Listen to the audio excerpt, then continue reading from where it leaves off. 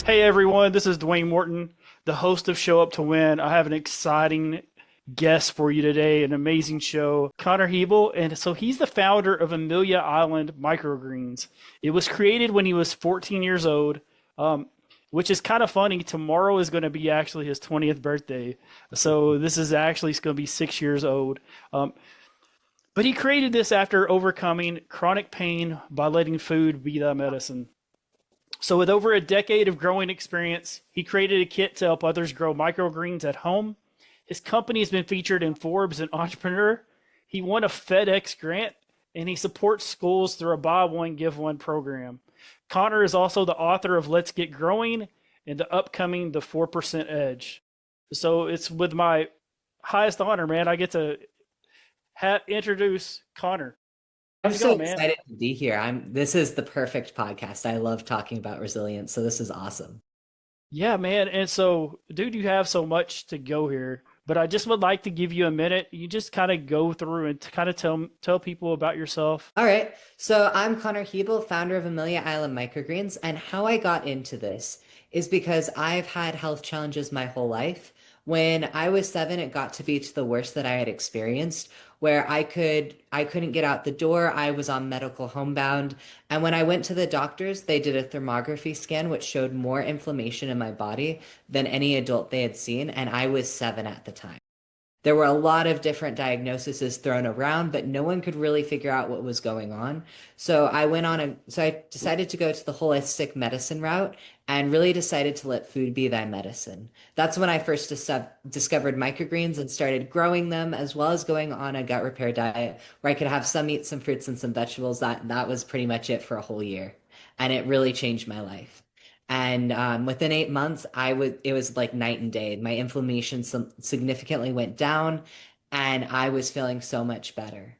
So then, fast forward to COVID, I saw that the world was not doing well, but I was doing much better. So I decided to share my gift of microgreens with the world because I knew how much of a difference it would make. Man, that is so amazing.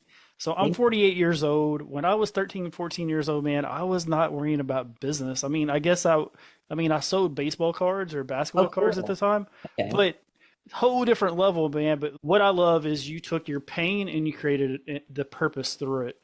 And Yeah. so I'm sure that there was probably some mentorship and some leadership and mentorship on the way. So could you talk to me a little bit about that, Connor? Sure. Yeah. So what I found through business and well, even before then, I always had support from my parents, which was really huge, as well as some people that were just in my life. And the cool thing is it doesn't have to be someone that stays in your life for a long time in order to make a difference. And you'll find that in entrepreneurship too. There were a lot of people who really made a difference in the beginning stages of my business, such as $1,000 startups, which gave me my first $1,000 to launch my company and really make it even more impactful. Then my first place that I was able to sell my kits at is Coastal Cottage. And Yvonne, who created that, really mentored me and allowed me to move forward and see a bigger vision than I saw myself. And throughout, I've had some more mentors, and Bill Walsh has supported me in getting my business even bigger. Trying to think of all the amazing people. It's just always moving one step forward and allowing the right people to come in. A lot of times I wasn't looking for someone and they would be there. Or I would think that's the right person and then they weren't the right person and there was someone else who was even better. So if you're looking for someone and you put time and effort and it's not the right person, just know that's the universe telling you there's someone even better out there for you. That, man. It's one of those things, like nothing is a straight path. It's just a lot Exactly. of curvy roads and a lot of different things, and then you're like, I'm here, and then, well, no, I'm actually not. I'm back here. And so Yes. but the thing is, it's a wonderful journey. It's a very beautiful journey when you're able to look at it, even in retrospect.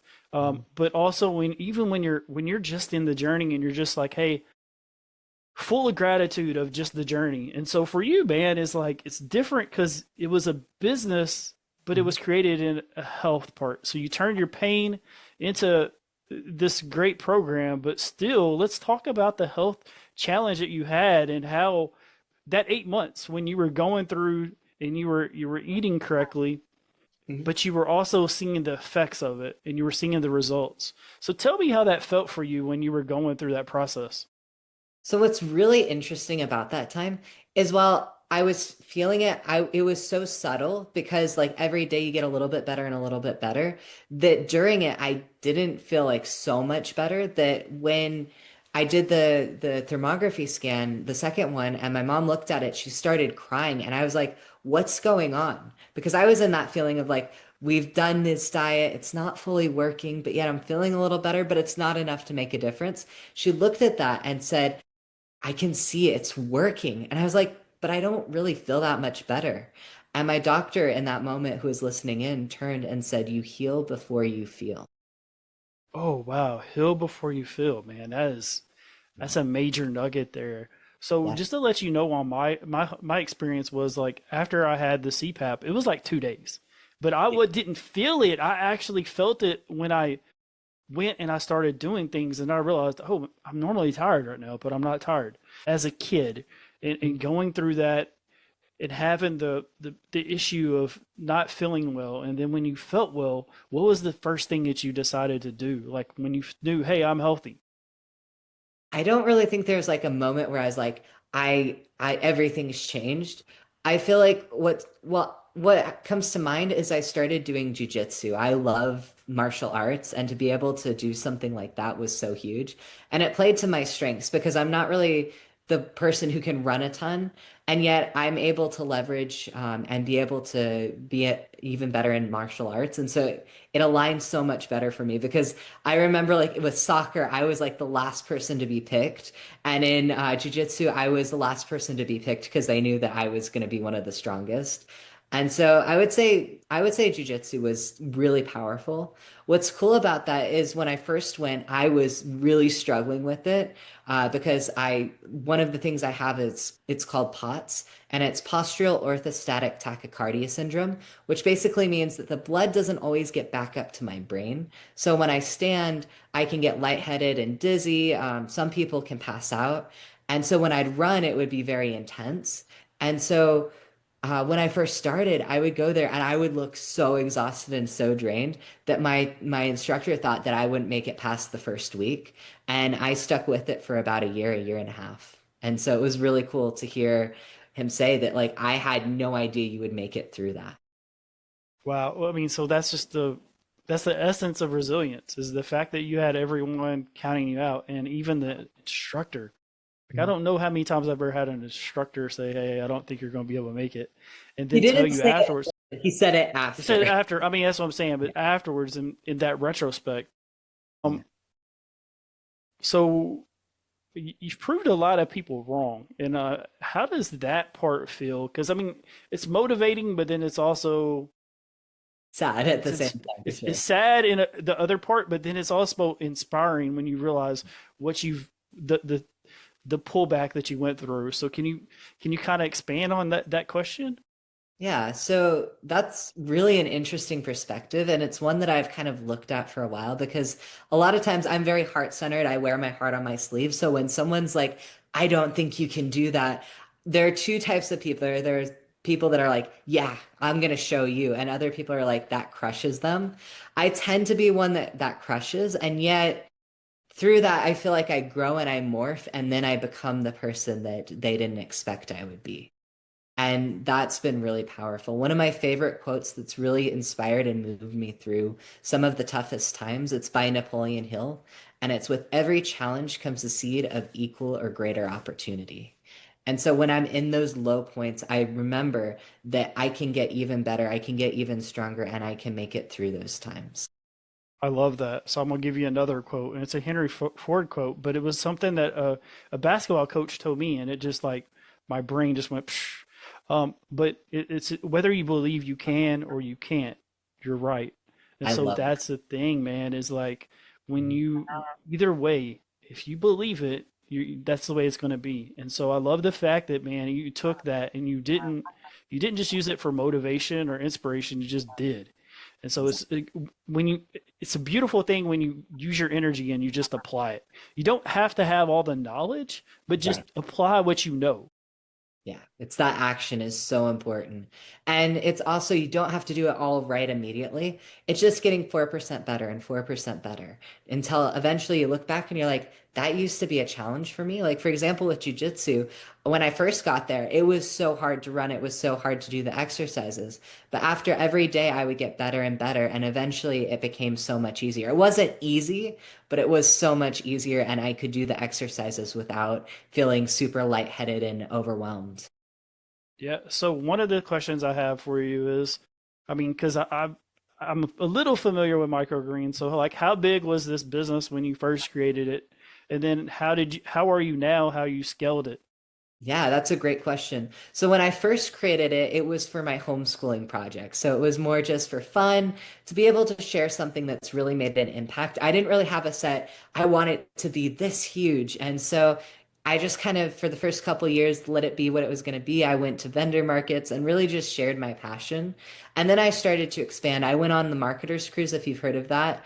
And I met a couple mentors, and that's when I realized I could make it so much bigger than I had even thought of. And that was so powerful. That's why it's really important to have the mentors, like we were talking about, and getting in the right rooms. Because when you have them, they can help you see visions bigger than what you thought. Now I'm in the process. I've been creating the microgreen kits right in my living room for the past 5, 6 years. And I'm just about to get my fulfillment and distribution set up so that I don't have to do that. I can outsource that. I've finally gotten a video editor to outsource all my videos. So now I'm not like spending 7 to 14 hours doing all the YouTube videos. Like there's so many things that are expanding and growing. And what's funny is I thought I would be so much further along than I am right now. And yet when I look back, I realized that I already am because 6 years ago, I couldn't get on the phone for more than a minute. I was so terrified to talk to people. Now I'm able to get on stage with like 500 people and it doesn't bother me. Like it doesn't faze me. And so it's one of those things one of my favorite quotes is you think or you expect more to get done in a day than you can do, and yet you underestimate how much you can do in a week. And so it's been really cool to see like in the long grand scheme of things that it's so much bigger than I had even anticipated and imagined. I love this, man. This is like one of the things I feel is so inspiring is Yeah. just the fact that have you've done bigger things in business than a lot of people who have been very wealthy and through business just because you keep applying different things, but you realize that like if I scale this now, Hmm. and you like you said, you've been doing this in your home for 4 or 5 years, so you were like you were expecting to be bigger, but that doesn't mean that you're not ready to scale. So I Right. love the fact that you've done your YouTube videos, you're already prepared and you're Yeah. able to go ahead and scale. Mhm. So what would you tell a young entrepreneur who's like 12 or 13 years old that they just know that they want to do something in business? Like so if they came up to you, Connor, and they just said they saw what you built and they've asked for your number one piece of advice, what would that be? My number one piece of advice would be you belong in every room. A lot of times we feel so out of place. We get to a networking event or we're going on a podcast or we're writing our book and we just feel like we don't deserve to be there. Who are we to say all these things? Who are we to take up this space? You belong in that room and you deserve that to be there just as much as anyone else. Man, that's super powerful. That's you have so much wisdom and knowledge at Yeah. 20 years old, man, that there's people who are in their 60s and 70s that wish they were in your shoes. Um, So for even the people who let's just say the older entrepreneur, what advice would you say besides just being in the room? What would be the other piece of advice that you would give them? One of the things that I would go back to that we were talking about is you don't have to know everything. You just have to take the action. Write down the top three things you need to get done in a day and focus on those. Don't focus on the little minutia of like, oh, I could do this and I could do this and I could do this and that shiny object syndrome. Focus on the things that are going to produce the best results because it's so easy to get sidetracked. And when you go to an event, what are the three things you're going to implement? Don't try and do everything all at once because you can so easily be like, I'm going to do a podcast and a book and do this and that. And then like you're already like spinning your wheels. Yeah, I love that, man. That's some great advice. So let's just pretend that I am me and you are meeting here in 5 years. Where do you see yourself? What do you want to accomplish? And just like, how much grace do you want to be able to give yourself now for what you didn't know? Ooh, wow, that last bit is really powerful. That's really huge because I know I tend to have the tendency to be really hard on myself with like just I want to get to where I'm going because I know how much potential I have. And so I want to allow myself to be more present and able to enjoy things even more. And I'm getting so much closer to that. And that's really a powerful thing to talk about for sure. And being able to be present and be able to enjoy life while also being able to have my business and focus on that too is that balance, that work-life balance is so huge. As far as where I see myself in 5 years, I am definitely a serial entrepreneur, and I know that I'm going to have at least 2 to 3 more businesses that I create and am able to make even bigger. With my microgreen business in particular, I imagine serving over 1 million people and being able to help them grow their own fresh live greens and grow their own health in 7 days. And I'm really excited to see the impact that's going to make on the. That's awesome, man. So we're at the middle part of the year. What do you have coming up in 2025? Where can the audience find you and be able to reach out to you? That's awesome. So I have my YouTube channel, which is Amelia Island Microgreens. You can see right there. Search that up, and you'll be able to find all of the content that will take you from microgreen grower to or microgreen beginner to microgreen grower. As well, if you take out your phone and you text the words microgreens to 26786, that's microgreens to 26786, you'll get my free microgreen masterclass that will take my 14 years of growing experience and allow you to grow your microgreens easily and effortlessly. That's awesome, man. So, Connor, I want to say thank you for showing up and not just Thank you for showing up, but having showing up me. to win, man. But Oh yeah, because I definitely. believe I believe showing up to win is more than just showing up in attendance. I believe it's showing up with intention and showing presence. And so I know the listeners are just blown away by all your wisdom. And Thank so you. I love to have you back later I'd love on in that. the year and have a longer conversation. So, but Yeah. anyway, go ahead. Sorry. I was just saying, yeah, I would absolutely love that. I've enjoyed this conversation, and it's so good to be able to talk about the impact and about being able to be resilient. It's so cool to be able to talk about that with you. Yeah, absolutely, man. And I appreciate you so much. And so definitely want to stay in touch also. And so for the listeners, I always tell you guys just, I want you to really, really dive into this, like applying this information. So Connor is giving you such a great blueprint for you guys to begin and to do things. And I always talk about, either get a mentor and then have them create the plan, or have a plan and then go find the right mentor. Um, and always show up to win. Thanks.